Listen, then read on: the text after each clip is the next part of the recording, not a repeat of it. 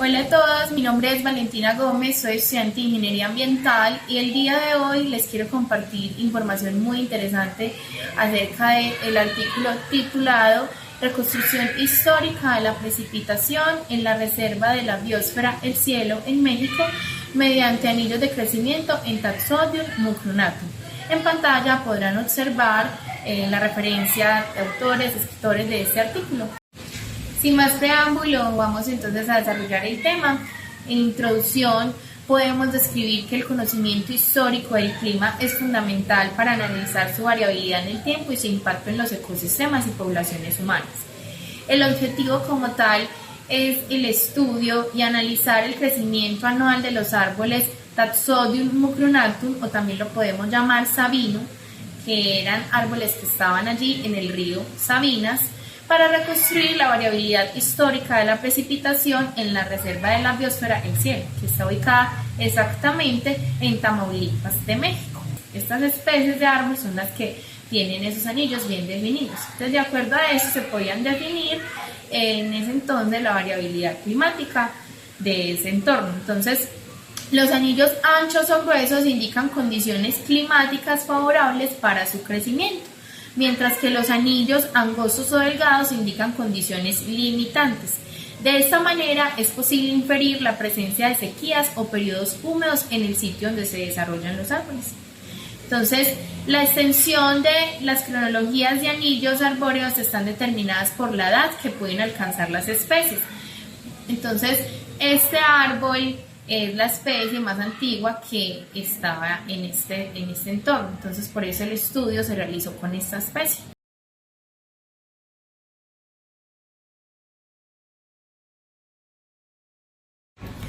Bueno, entonces en la metodología tenemos varias fases, empezando por la fase del área de estudio, que fue entonces donde definieron que la zona de conservación de esta especie arbórea era el río Sabinas. Y lo que hicieron fue como analizar las condiciones de esa zona. Entonces encontraron que había una gradiente altitudinal entre 100 y 300 metros sobre el nivel del mar y que el clima era entre cálido y subhúmedo. También pudieron analizar que la precipitación era entre los 1500 y 2000 milímetros.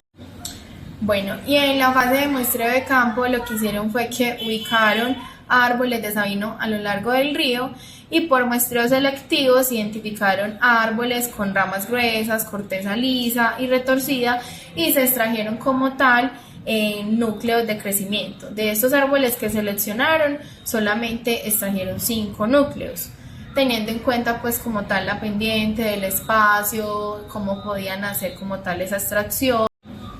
En la fase de procesamiento de las muestras, lo que hicieron fue que con estos núcleos de crecimiento los colocaron sobre unos moldes de madera y se contaron y se fecharon estos anillos. Entonces ahí podían definir cómo se habían formado, cuántos años tenía esta especie y también ayudaba a definir cómo habían sido las condiciones climáticas en ese periodo de tiempo. La etapa de la cronología, que es donde se define entonces el periodo de tiempo de esos árboles y cuántos años más o menos podían tener según este estudio.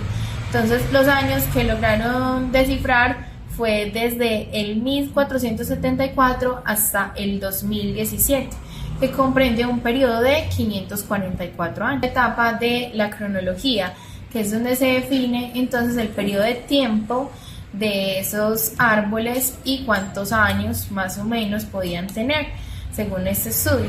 Entonces los años que lograron descifrar fue desde el 1474 hasta el 2017, que comprende un periodo de 544 años. Bueno, y ahí pasamos entonces al análisis climático con el muestreo, donde entonces se pudo determinar la influencia de la precipitación en el crecimiento de los sabinos. Entonces se ubicaron estaciones meteorológicas más cercanas a los sitios de recolección y se generó un modelo de regresión lineal en donde el índice del anillo se tomó como la variable independiente y la precipitación observada como la variable dependiente.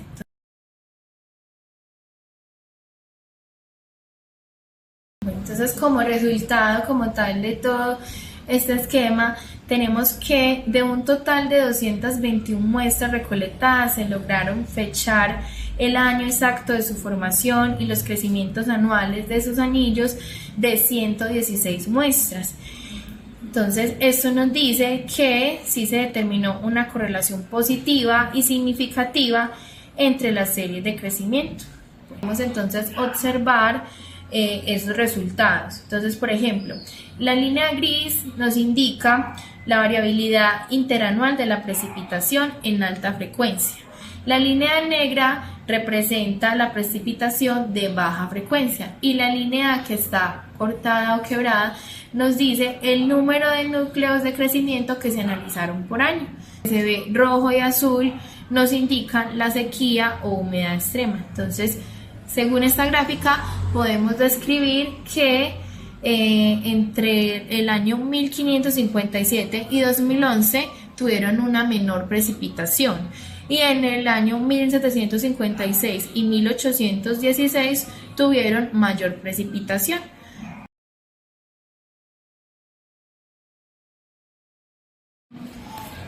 Bueno, y las implicaciones debemos de tener presente que si continúan con alta frecuencia estas sequías extremas en la región como tal, va a afectar el área de estudio, el proyecto, y teniendo en cuenta que actualmente estamos pasando por un tema de cambio climático, calentamiento global, que son impactos ambientales que afectan ciertas actividades como las agropecuarias, la ganadería, la agricultura.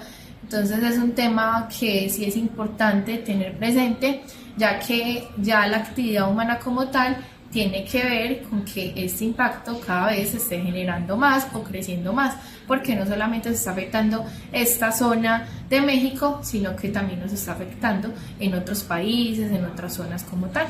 Bueno, muchas gracias por la escucha, espero que haya sido interesante este artículo para ustedes.